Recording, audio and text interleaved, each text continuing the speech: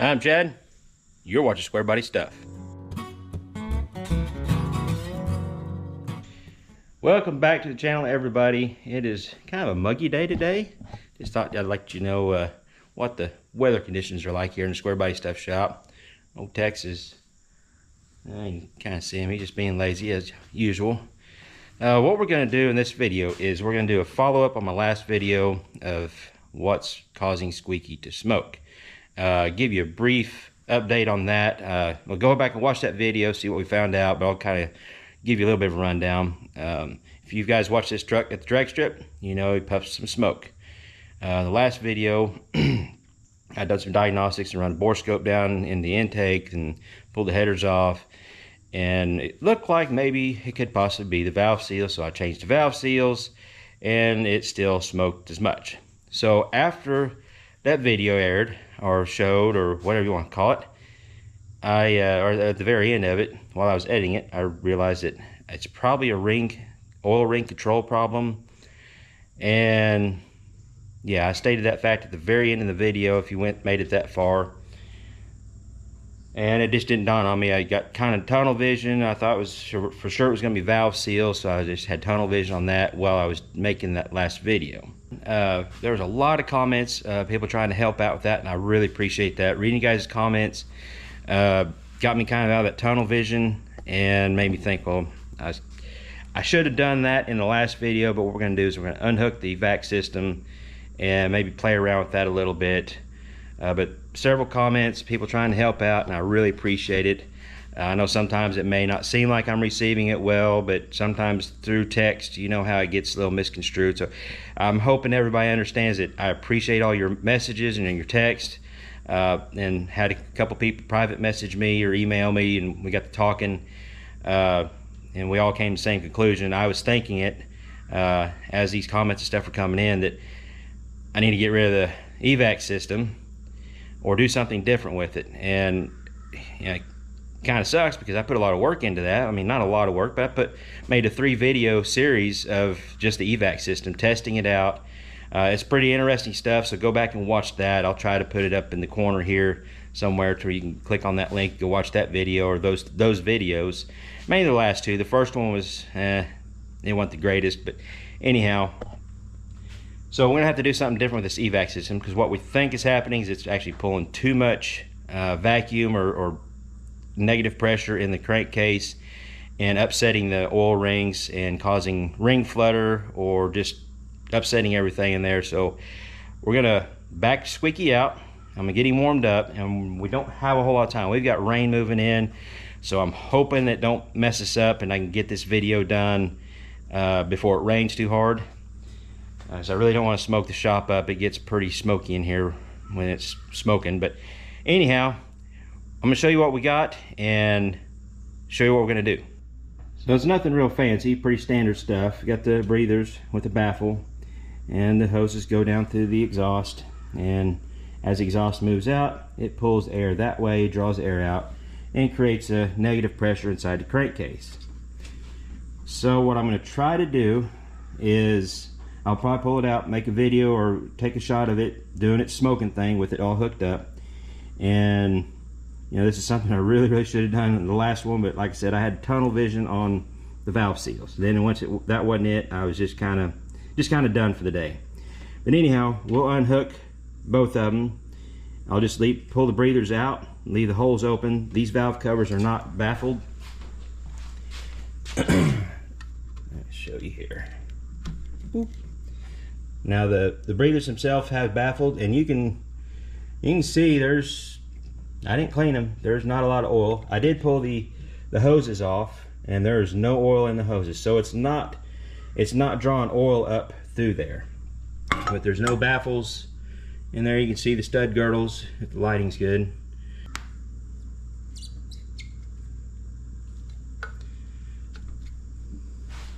Can't really see down in there very good.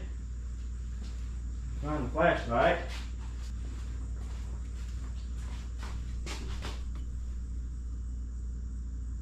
Yeah, that hose is completely dry. I don't know if I'll be able to get the camera to show you, but you'll just have to take my word for it. It is completely dry. see if I can prop it up somehow. I don't know if you can see that or not, but the hose is completely dry. There's no oil getting pumped. That was one of the suggestions, or something that somebody had brought up, that it may be pumping oil up or sucking oil out through there, and the actual smoke is coming through the hose. But that's not the case on this. That is a possibility on some engines, I guess, but we're not losing oil out of the breathers. Also, someone suggested it might be coolant, and I haven't had to add any coolant to this thing, and I'm running straight water with a non-glycol additive racing coolant. But I haven't had to add anything to this since I put the motor in, and topped it off the last time. We've had several runs down the track, and I've never had to add any more to it. So let's get this thing backed out, get him warmed up, and burn some more fuel, and hopefully figure out how to not burn so much oil.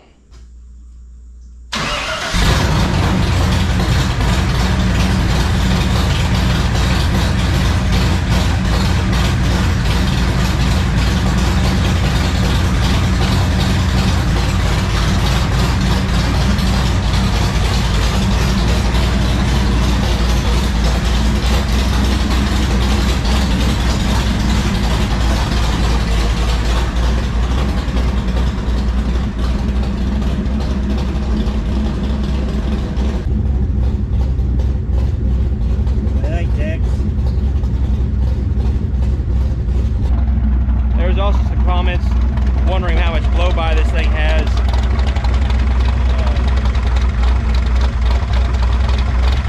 Not a whole lot. There's a little breather off the other side.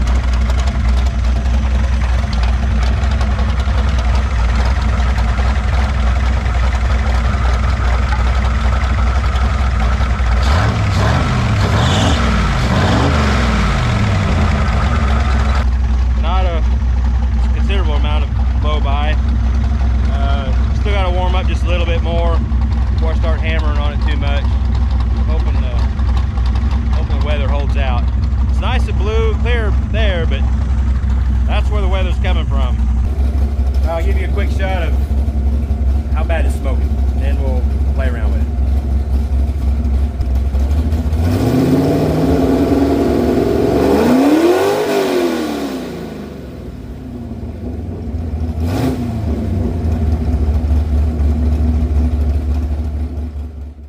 All right, yeah, still smoking the way it was. So we'll pop these breathers off, make another lick, and see what that does. The other thing I was wanting to try is to tee the evac system and basically just pull off of one side and have just an open breather on the opposite side. That will still draw air out of the engine without creating so much of a negative pressure in there. Not sure how well that's going to work. We're just trying some stuff out to hopefully mitigate this smoking issue. I mean, I don't think this engine's ever going to be completely smoke free, but I think it could maybe hopefully smoke less.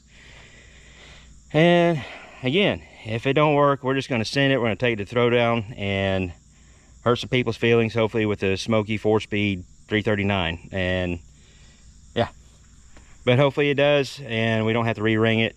But I don't know, we may just tear it down anyways. We may put a bigger camshaft in it this winter, who knows. Stay tuned.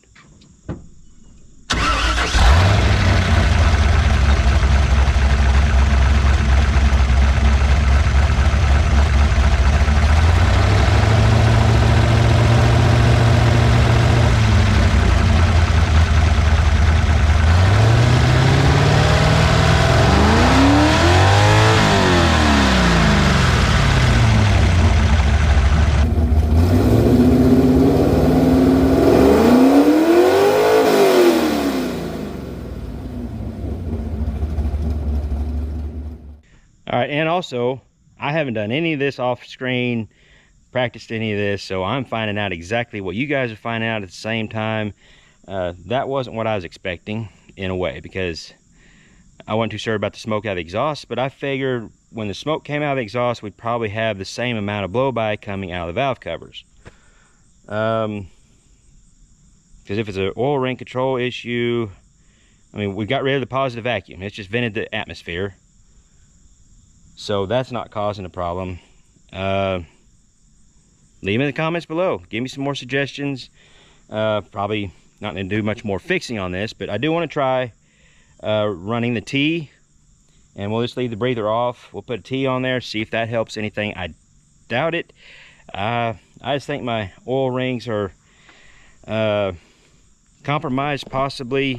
Now, I did have, and it might be my fault, and I'll tell you why. I had a viewer email me, and never talked to the guy before, but seems like he's a really knowledgeable guy, and he's doing his best to help me out. And he suggested, because he went back and watched the videos of filing the rings and setting up the ring packs on these pistons. I haven't gone back and looked at it yet, but I do know what he's talking about. And what he suggested was, in that video, I did a little bit of filing on the oil ring expanders, and I don't think I ever told him exactly my reasoning for that.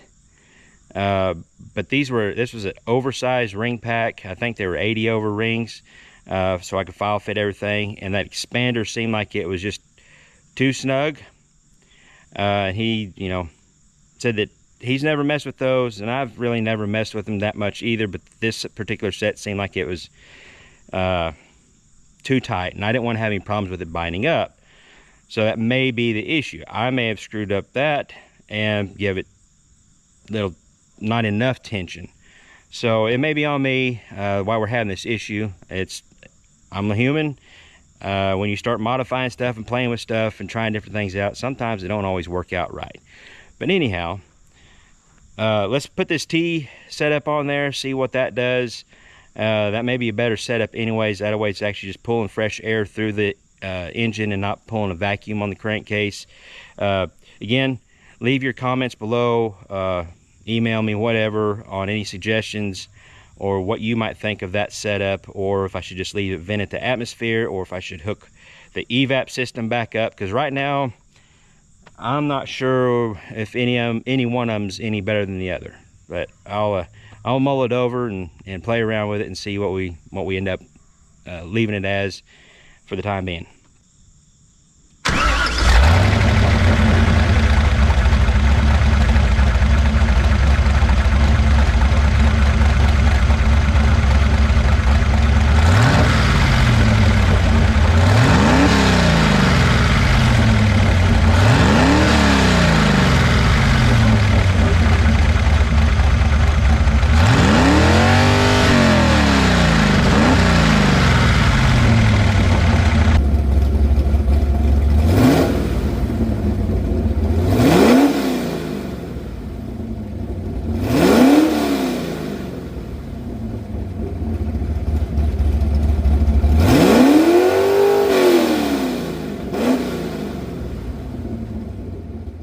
Well, that really didn't seem to make any difference, but I think in my mind, if I'm going to do anything with it, I'm going to leave it like this with the T, unless someone has a suggestion or some good theory as to why not to have it just venting from one side of the case to the other, basically just pulling fresh air into the engine this way instead of just leaving it to atmosphere where it kind of takes care of itself.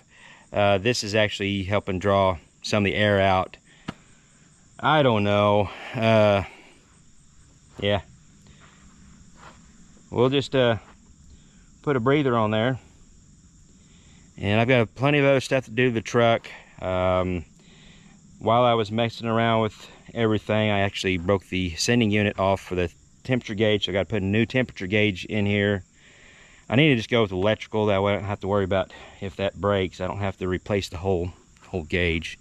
If we got to do that, my battery box is about shot. It's need to be welded up.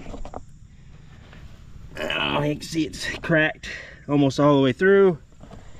I really need to remove that battery back to the passenger side toolbox. That's the ultimate goal, but just not got to that yet. Maybe it's another wintertime project. get some more of this weight moved back. I want to do something else with the fuel tank. I need to probably just move it across the bed if I'm gonna leave that tank in here for now. We got some suspension stuff we're gonna try out. Oh, we did get new shocks. I don't know if I showed that in the last video, I can't remember. But I do have some brand new shocks on him. Nothing fancy, just the new Blue Monroes. Didn't want to get the Calvert. I think I'm going to go with some Calverts. I think they're 9-way adjustables. But that's just not in the budget at the moment. And when I do go to those, I'm gonna relocate the shocks and stuff. So that's another probably wintertime project. And what else was it? Yeah, because the driver's side rear, the left rear shock was completely blown out. It was doing absolutely nothing. And that's the side that really needs the most control. And if you've watched my videos, you can go slow-mo. And I've had a lot of comments on tips and suggestions on how to set up or help set up my rear suspension, because it's not happy. Well, it's almost all factory. It's nothing fancy. It's all factory stuff. The axle is on top of the springs now, but it's the factory 8-leaf heavy duty for the Big 10 trucks. It's a big heavy spring pack. They're the long springs. The only thing that's not factory to the truck on the springs is the rear hanger. Let me show you that. Now, the rear hangers are off of a 4-wheel drive. They're about, I think it's 3 or 4 inches longer. And also this guy right here, this spring pack didn't have this limiter back here. I added that, which helped limit the springs. I actually done that back when it had the stock axle and everything in it, because my springs were separating so much that they were almost getting hung under the hanger. The other limiters I want to put on is I got some material to make some more of these to go under this real heavy main leaf. And I know this is not typical drag race suspension stuff. I'm just experimenting. I'm playing with different ideas, just doing something different. So I know I could probably just put some Calverts on here and maybe some mono leaves and aluminum bushings and do all that, and it'll be way better. But I'm trying some unconventional stuff because that's just the way the rest of the truck is. But I'm gonna put some limbers on here and have them, 2 or 3 different holes so I can adjust it. I don't want to keep it from moving at all. I just need to limit it, because in the videos, this spring and this spring is not captured with this, so it's still allowing a lot of separation right here. So if I can limit some of that separation, it will help keep driving this tire, because it just drives this tire into the ground. So we've got some stuff we're going to play with on suspension, but still yet, my best 60 foot is a 172, and he's really consistent in the mid 170s on a 60 foot. For this truck, and me being a novice driver, I guess you could say, still figuring it all out, 176 or 170s 60 foots is not too awful bad, especially for the way it's set up. I appreciate you guys watching. Again, let me know in the comments what your opinions are on this. So far you guys have been great trying to help me out. Texas still just laying there. He's got the life. Anyhow, don't forget to like, share, subscribe, all that good stuff. There is a join button down there. You can click and join a membership if you so wish to do so. And yeah, until next time, keep your square bodies rolling. We'll catch you later.